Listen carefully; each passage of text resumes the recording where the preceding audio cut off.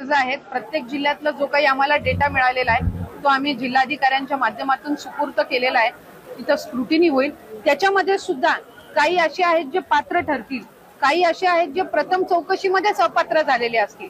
हा त्यांनी एकदम सगळा जो रॉ डेटा आहे तो दिलेला आहे। याला आम्ही बायफर्केट करण्याचा प्रयत्न हा ग्राउंड लेवल पासून करत आहोत। त्याच्यामुळे बरेचसे याच्यामध्ये सुद्धा असतील जे कदाचित पात्र असतील, पण ते डेटामध्ये त्यांनी आम्हाला दिलेलं आहे, त्याच्यामुळे क्रॉस व्हेरिफिकेशन करणं गरजेचं आहे। काही आहेत जे अपात्र असतील आणि काही आहेत जे कदाचित पहिल्या स्क्रुटिनीमध्ये बाद झालेले असतील। त्यामुळे कॅटेगरी वाईज काही असे असतील की ज्यांचं अकाउंट नसेल त्यावेळेला म्हणून त्यांनी त्यांच्या म्हणजे घरातल्या पुरुषाचं अकाउंट दिलेलं असावं, पण ती लाभार्थी कदाचित पात्र असेल।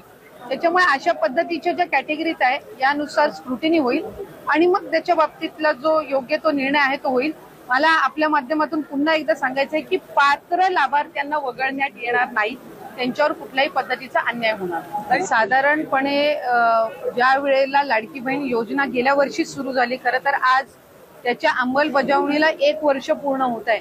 म्हणजे आम्ही गेल्या वर्षी 15 ऑगस्टच्या वेळेला आम्ही डीबीटीची प्रोसेस सुरू केली होती आणि 17 ऑगस्टला रक्षाबंधनच्या पूर्वसंध्येला पहिला लाभ हा वितरित झाला होता। त्याच्यामुळे साधारणपणे या योजनेमध्ये संपूर्ण रजिस्ट्रेशन 2,63,00,000 झालं होतं। त्यावेळेला प्राथमिक स्क्रुटिनीमध्ये साधारणपणे 10 ते 15 लाख ज्यांनी अर्ज केला होता ते त्याच्यामध्ये अपात्र ठरले आणि मग आम्ही प्रत्येक विभागाकडनं माहिती मागवत होतो, त्यांच्या ज्या योजना आहेत त्यांच्याकडचा जो डेटा आहे त्या संबंधित। जानेवारी महिन्यामध्ये आम्हाला नमो शेतकरी योजनेचा डेटा मिळाला, ज्याच्यामध्ये नमो शेतकरीचा लाभ घेणाऱ्या ज्या महिला होत्या त्यांना त्याच्यामध्ये 1000 रुपये नमो शेतकरी मधनं मिळत होते, म्हणून 500 रुपये आपल्याला लाडकी बहीण मधनं देणं होतं। तर त्या पद्धतीचं आपण इम्प्लिमेंटेशन केलं। त्याच्यानंतर मधल्या कालावधीमध्ये आम्हाला माहिती व तंत्रज्ञान विभागाने जी माहिती दिली त्याच्यामध्ये त्या विभागाकडे सगळ्या विभागांचा जो डेटा होता 26 लाखाचा तो त्यांनी आम्हाला दिला। आम्ही त्याच्यावर स्क्रुटिनी करत आहोत, ज्याचा उल्लेख आपण आता केला की अंगणवाडी सेविका मदतनीस आणि तिथले जे आमचे स्थानिक अधिकारी आहेत विभागाचे ते ग्राउंड लेवलची स्क्रुटिनी करतील। माझे आपल्या माध्यमातून सगळ्यांना आव्हान आहे की ही जी योजना आहे ती आपण ज्या गरजू महिला आहेत त्यांच्यासाठी आपण त्या ठिकाणी दिलेली आहे।